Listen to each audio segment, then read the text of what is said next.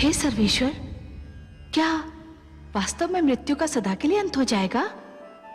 नहीं महादेवी, जीवन और मृत्यु तो एक दूसरे के लिए अनिवार्य है।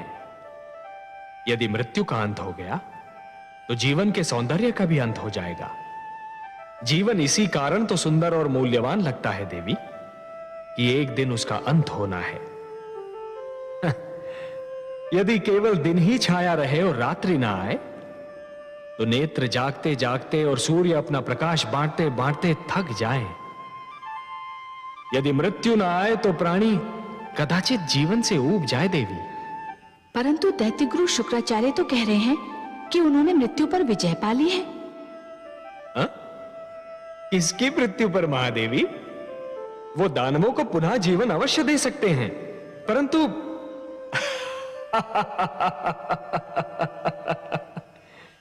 महादेवी आप तो बस देखती जाइए कि जिस अभिमान ने देवेंद्र के सिर में अपना डेरा जमा रखा था, अब वही अभिमान दैत्य गुरु शुक्राचार्य के सिर में अपना घर बना रहा है।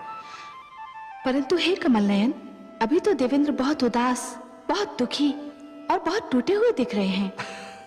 हाँ महादेवी, हाँ, भूल का मूल्य तो चुकाना ही पड़ता है।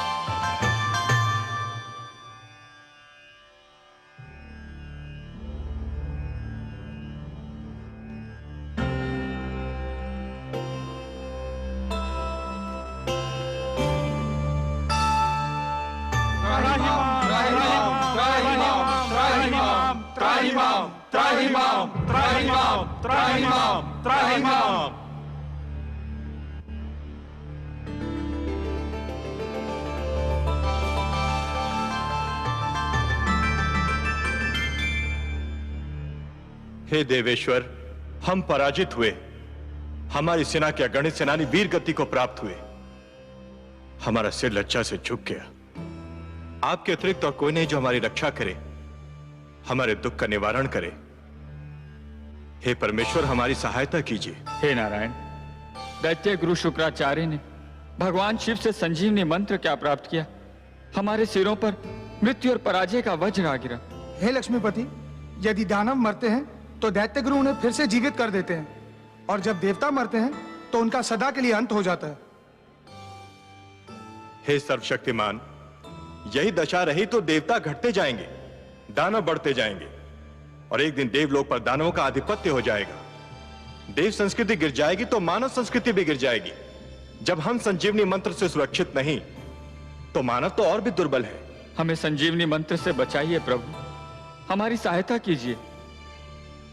संजीवनी मंत्र का केवल एक उत्तर है, अमृत। अमृत? अमृत?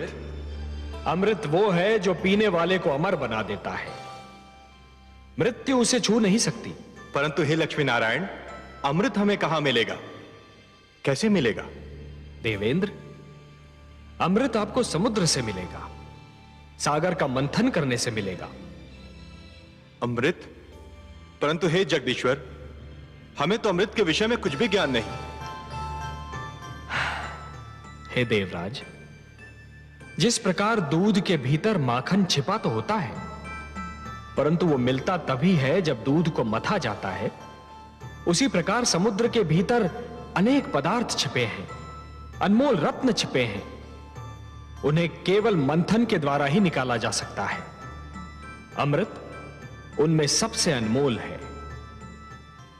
सत्य तो यह है देवगण कि मंथन मथने और खंगालने की उस क्रिया का नाम है जिसके द्वारा स्वयं के भीतरी गुणों और अवगुणों की खोज की जाती है। मानव यह मंथन प्रतिदिन करता है। वो प्रतिदिन स्वयं को मथता है, खंगालता है और स्वयं के भीतरी गुणों और अवगुणों को बाहर निकालता है।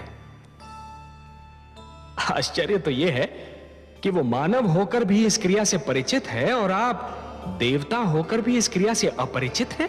पर हे लक्ष्मीपति, हम समुद्र का मंथन करेंगे कैसे? मंथन मथानी और डोरी की सहायता से किया जाता है। मैं आपके लिए मंदर पर्वत को मथानी बनाऊंगा और वासुकी नाग की डोरी दूंगा। परंतु एक तीसरी वस्तु की भी आवश्यकता होती है देवगण, जिसका प्रबंध आपको स्वयं करना होगा। और किस सामग्री की आवश्यकता होती है सर्वेश्वर? डोरी को खींचने और मथानी को डुलाने के लिए 2 दलों की आवश्यकता होगी देवेंद्र, जो डोरी को 2 छोरों से पकड़कर खींचेंगे। उनके बिना तो मंथन संभव ही नहीं है। बिल्कुल वैसे ही जैसे दूध मथने के लिए 2 हाथों की आवश्यकता होती है। तो हम देवता आधे एक छोर पकड़कर आधे दूसरा, यह कार्य तो सरलतापूर्वक कर सकते हैं। मंदर की मथानी को डुलाना है देवेंद्र, वासुकी नाग की डोरी को खींचना है। संजीवनी मंत्र के प्रभाव ने आपकी संख्या को घटा दिया है, और आपकी घटी हुई छोटी सी संख्या इतना महान कार्य नहीं कर सकेगी। हे सर्वेश्वर, हम फिर दूसरा दल किसको बनाएं? दानवों को। दानवों को? हां, दानवों को। यदि दानव आपका साथ दें तो समुद्र मंथन संभव है, और समुद्र मंथन होगा तभी संजीवनी का उत्तर भी प्राप्त होगा। हे परमेश्वर, यह तो एक असंभव अभियान होगा। सर्वप्रथम तो दानव हमारी बात सुनेंगे ही नहीं, और यदि सुन भी लें तो मानेंगे नहीं। हे कृपा निधान, दानवों को तो अमृत की आवश्यकता भी नहीं, जिसके लिए वो हमसे सहयोग करें। उनके गुरु के पास तो संजीवनी मंत्र की शक्ति है, उन्हें तो यूं भी मृत्यु से मुक्ति मिल चुकी है। हे दीनदयाल, यदि दानव मान भी गए तो दैत्य गुरु शुक्राचार्य उन्हें कभी हमसे सहयोग की अनुमति नहीं देंगे। निस्संदेह नहीं देंगे, और यही तो आप सबके विवेक और बुद्धि की परीक्षा होगी देवगण। आपको दैत्य गुरु शुक्राचार्य को भी अपने तर्क से संतुष्ट करना होगा। पर हे देवेश्वर, उनके आगे हम क्या तर्क रखेंगे? देवेंद्र, आप दैत्य गुरु शुक्राचार्य को यह समझाएंगे कि संजीवनी मंत्र मृत्यु का मात्र क्षणिक उपचार है। संजीवनी जीवन की एक ऐसी कुंजी है जो खो भी सकती है, जो टूट भी सकती है, परंतु अमृत मृत्यु का स्थायी उपचार है। अमृत पान करने वाला मृत्यु पर सदा के लिए विजय प्राप्त कर लेता है। परंतु हे नारायण, इसका अर्थ तो यह हुआ कि हमें दानवों के पास सिर झुकाकर जाना होगा, उनसे सहयोग और सहायता की भिक्षा मांगनी होगी। क्या यह समस्त देवलोक का अपमान नहीं होगा? क्या अपमान में अब भी कोई कमी रह गई है देवराज? शब्दों के जाल में मत उलझिए देवेंद्र, शब्दों के जाल में मत उलझिए। आंधी आए तो आंखें फाड़कर पथ पर आगे बढ़ते रहना कोई बुद्धिमत्ता नहीं है। ऐसे में बुद्धिमत्ता तो वो है कि नेत्र मूंद कर बैठा जाए और आंधी के निकल जाने की प्रतीक्षा की जाए। शस्त्रधारी शत्रु से निहत्थे लड़ना यह कोई वीरता नहीं है देवगण, यह तो आत्महत्या है। ऐसे में वीरता तो यह है कि शत्रु को शांत रखा जाए, यदि आवश्यकता पड़े तो उसकी प्रशंसा भी की जाए,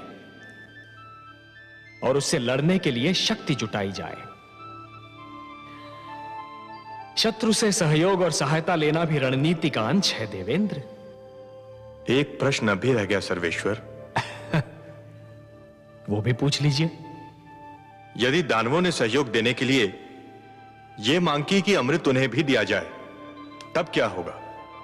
संजीवनी के साथ अमृत भी उन्हें मिल गया तो उनकी शक्ति दुगनी हो जाएगी। असंभव, असंभव देवेंद्र, असंभव। समुद्र मंथन से अनेक पदार्थ निकलेंगे, अनेक सामग्रियां निकलेंगी, अनमोल रत्न निकलेंगे, उन सब का बंटवारा संभव है, परंतु अमृत पर केवल देवताओं का अधिकार होगा। उसकी एक बूंद पर भी दानवों का अधिकार नहीं होगा।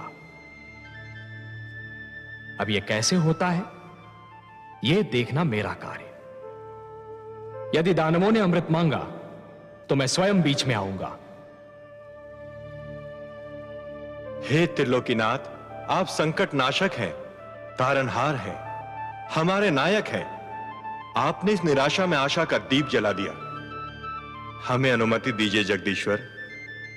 आपका और माता लक्ष्मी का आशीर्वाद हमारे साथ रहा तो हम अवश्य अपने अभियान में सफल होंगे। हम शीघ्र ही लौटकर दानवों का सहयोग मिलने का समाचार आपको सुनाएंगे। शुभस्य शीघ्रम।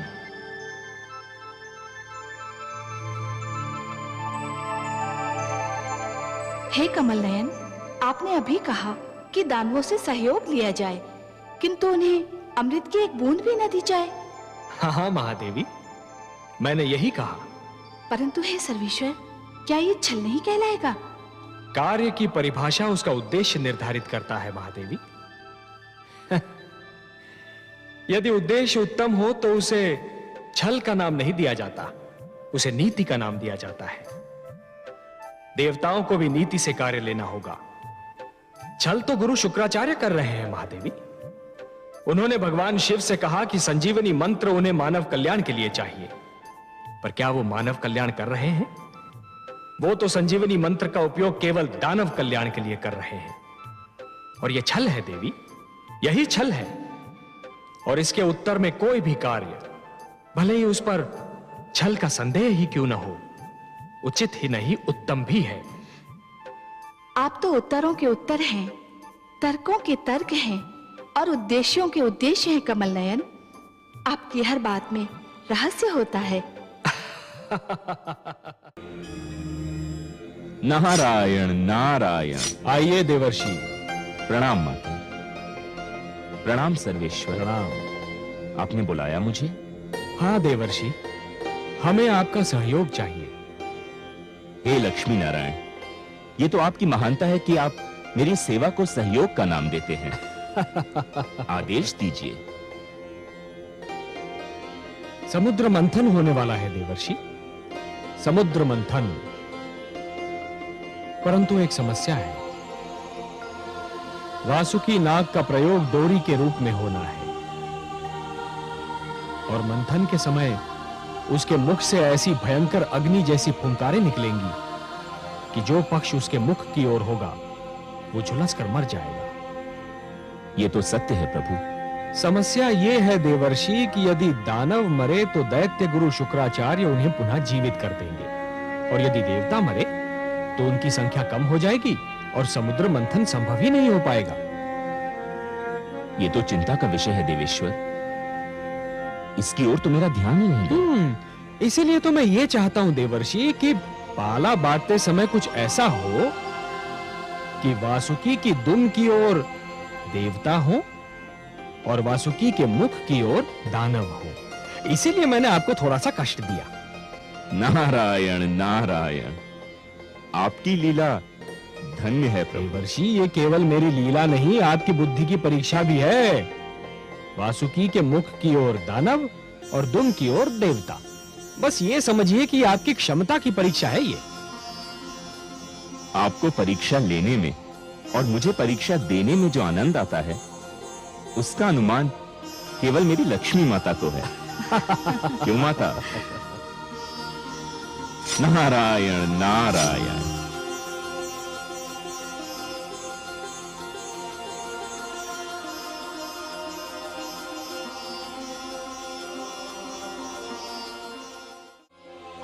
ये धरती से पुकार उठ रही है, मुझे बुलाया जा रहा है। हाँ कमल नयन, संकट बढ़ रहा है, मंथन असंभव सा लगने लगा है। और यदि मंथन नहीं हुआ तो जीवन संकट में घिर जाएगा। देवता अमृत से वंचित रह जाएंगे और दानव संस्कृति की जीत हो जाएगी। परंतु हे कमल नयन, मंथन कैसे होगा? मंदराचल तो समुद्र में डूबा जा रहा है। उसे स्थिर करने के लिए कोई महान ठोस वस्तु मिलेगी कहां से भला? प्रिय, मैं धरती और जीवन का पालक हूं। धरती और जीवन की रक्षा करना मेरा कर्तव्य है। मैं मंदराचल को अपनी पीठ पर रोक लूंगा। आप मंदराचल को अपनी पीठ पर रोकेंगे? हाँ प्रिय, मैं कूर्म का रूप धारण करूंगा। यह मेरा कूर्मा अवतार होगा। दूसरा अवतार, मंदर पर्वत मेरी पीठ पर टिक जाएगा और फिर समुद्र मंथन में कोई कठिनाई ही नहीं होगी। परंतु हे कमल नयन, आपने तो कहा था कि आप मानव लोक पर उसी समय जाएंगे जब मानव कल्याण को कोई संकट होगा। ये तो देवताओं और दानवों का झगड़ा है। इसमें हस्तक्षेप करने के लिए आपको अवतार लेने की क्या आवश्यकता है? हे महादेवी, मैंने कहा ना कि यदि सागर मंथन नहीं हुआ तो दानव संस्कृति जीत जाएगी, और यदि दानव संस्कृति जीत गई तो सर्वप्रथम मानव संस्कृति को मिटा देगी। देवता उनके आगे नहीं टिक पा रहे तो मानव कहां से ठहरेगा? वो तो और भी दुर्बल है, और इसीलिए ये देवताओं और दानवों के झगड़े से अधिक मानव कल्याण का प्रश्न है। मुझे जाना ही होगा। और मैं, क्या मेरे भाग्य में फिर वियोग की घड़ियां लिखी हैं? प्रिय, वियोग के उपरांत जो मिलन होता है उसका आनंद ही कुछ और होता है। वियोग तो मिलन की मिठास बढ़ा देता है प्रिय। और फिर ये वियोग इतना लंबा नहीं होगा। हम शीघ्र फिर मिलेंगे, और ये मिलन इतना सुंदर होगा प्रिय कि आप इसे कदापि नहीं भूल पाएंगी। मैं तो वियोग शब्द सुनते ही उदास हो गई थी, परंतु आपके सुंदर मुख से मिलन शब्द सुनते ही मैं आनंद विभोर हो उठी हूं। कैसा होगा अपना ये मिलन कमल नयन? इस बार आप मेरी भुजा में लीन अवश्य होंगी महादेवी, पर आपका जन्म सागर मंथन से होगा। समुद्र मंथन से जो अनमोल रत्न निकलेंगे, उन्हीं के साथ आप भी निकलेंगी। हे महादेवी, अमृत और आप, यही दो तो इस सागर मंथन की सबसे सुंदर उपलब्धियां होंगी। आप प्रेम का प्रतीक हैं, ममता का स्वरूप है, और जीवन के लिए प्रेम और ममता अमृत से कम नहीं देवी। सत्य पूछिए तो प्रेम और ममता तो अमृत से भी कहीं अधिक सुंदर और महान है। अमृत तो केवल देवताओं के लिए होगा देवी, परंतु आप इस सागर मंथन की सबसे महानतम उपलब्धि होंगी, क्योंकि आप ही मानव कल्याण का सर्वश्रेष्ठ साधन बनेंगी।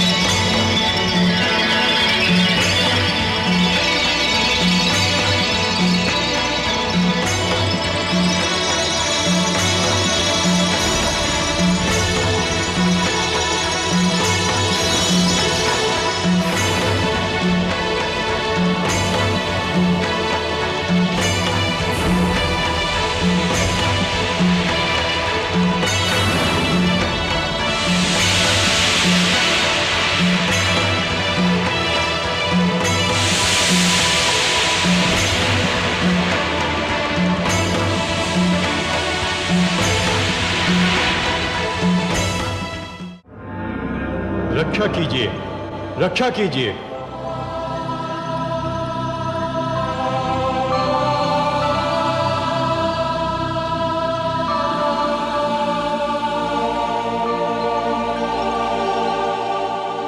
रक्षा कीजिए हे त्रिलोकीनाथ, आपकी सृष्टि संकट में है।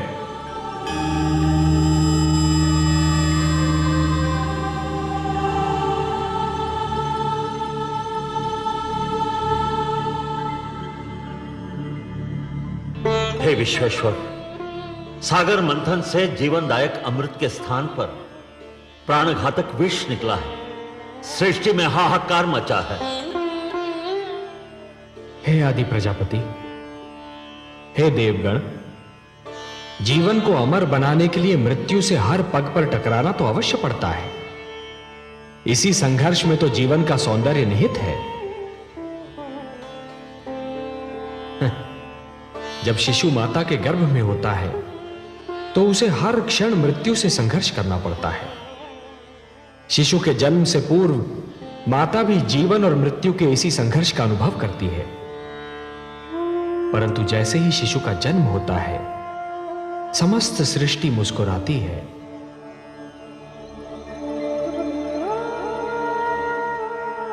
यदि अमृत की प्राप्ति इतनी सरल होती देवगण, तो जीवन और मृत्यु का यह संघर्ष और उसकी यह कथा कब की समाप्त हो चुकी होती।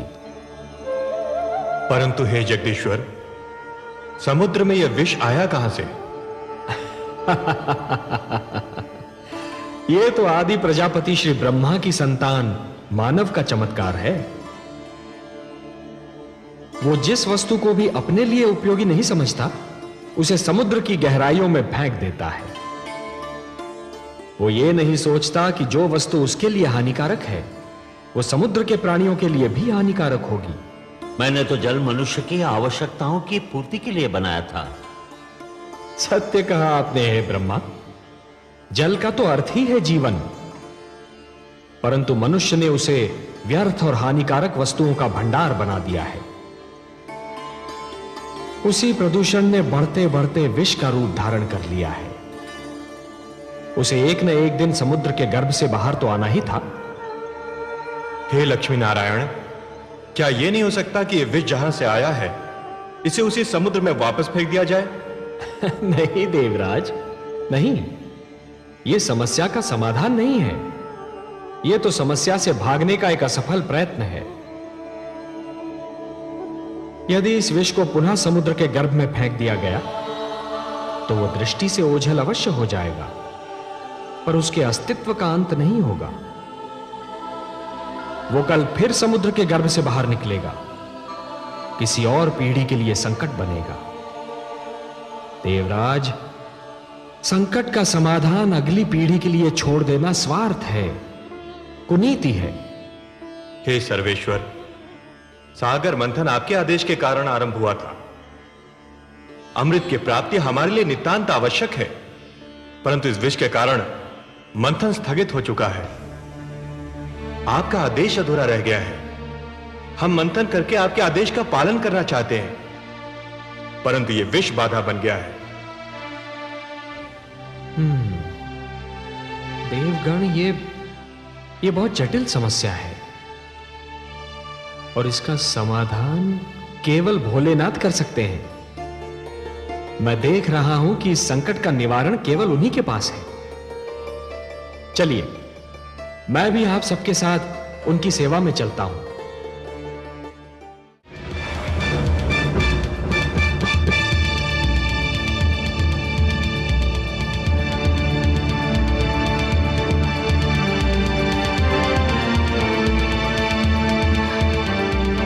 हे कमल नयन, हे पद्मनाभ, कहाँ हैं आप? मुझ विरह की मारी पर कृपा कीजिए। मेरी आंखें आपके दर्शन को तरस रही हैं। मेरी आत्मा आपको पुकार रही है। दर्शन दीजिए भगवान। मेरी आत्मा की पुकार सुन लीजिए।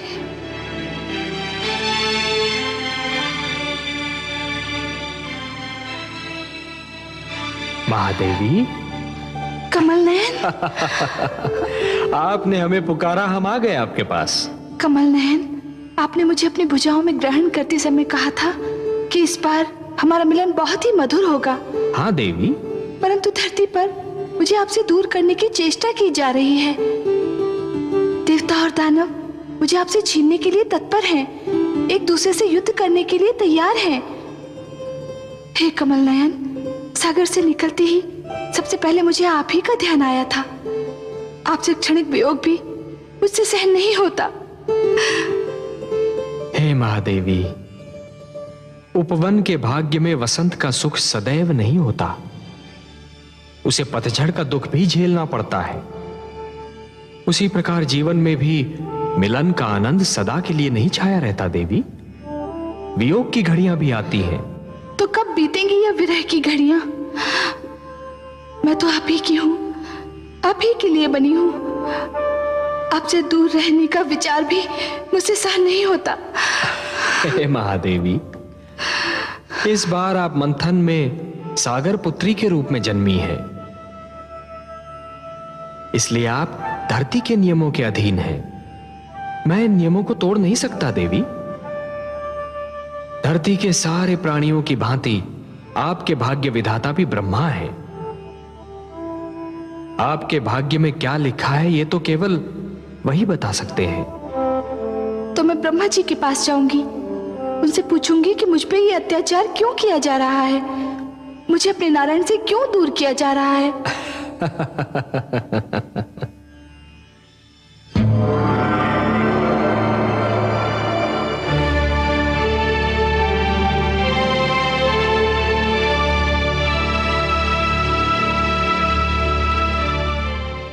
नारायण की लक्ष्मीपति की लक्ष्मी नारायण की लक्ष्मीपति की लक्ष्मी नारायण की लक्ष्मीपति की।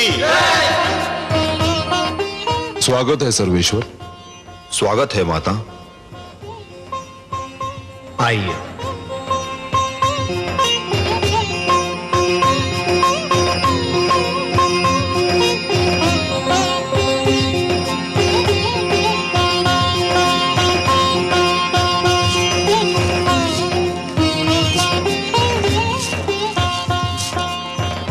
हमने आपसे कहा था ना महादेवी कि इस बार हमारा मिलन बहुत मधुर होगा। ऐसा जिसे आप कदापि नहीं भूल पाएंगी। कैसा लगा आपको यह मिलन? बहुत सुंदर, बहुत मधुर, अनुपम। किंतु हे कमल नयन, जब तक आप नहीं आए थे मेरे हृदय की गति रुकी जा रही थी। एक क्षण का भी और विलंब करते आप तो। विलंब क्यों करता देवी? आपका मन मुझे पुकार रहा था। जब भी कोई मुझे मन से पुकारता है तो मैं उसके पास जाने में एक क्षण का भी विलंब नहीं करता। और आप तो देवी, जिन रंगों से हमारा जीवन चित्र बना है ना, उस चित्र के सुंदरतम रंग आप हैं।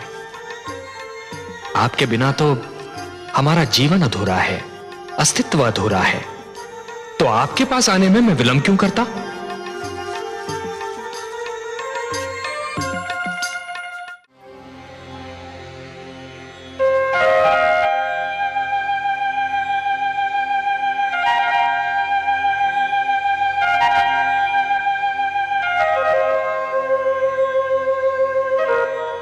हे जगदीश्वर, ये तो अनर्थ हो गया। दानव अमृत कलश लेकर भाग गए। संजीवनी और अमृत दोनों की शक्ति पाकर तो वे समस्त सृष्टि का सर्वनाश कर डालेंगे। असंभव, यह असंभव है देवराज।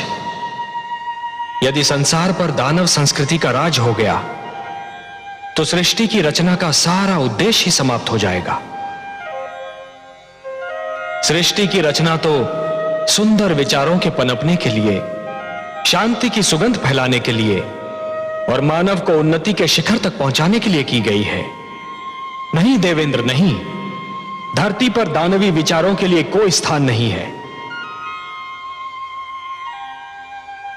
दानव संस्कृति का उत्थान सृष्टि के सौंदर्य का अंत होगा और मैं यह कदापि नहीं होने दूंगा देवेंद्र। आप चिंता न कीजिए, अमृत पर केवल देवताओं का अधिकार है और अमृत कलश को आप तक पहुंचाना मेरा उत्तरदायित्व। हे त्रिलोकीनाथ, आप चाहें तो क्या नहीं कर सकते। यह आशा लेकर ही तो हम आपके चरणों में उपस्थित हुए हैं।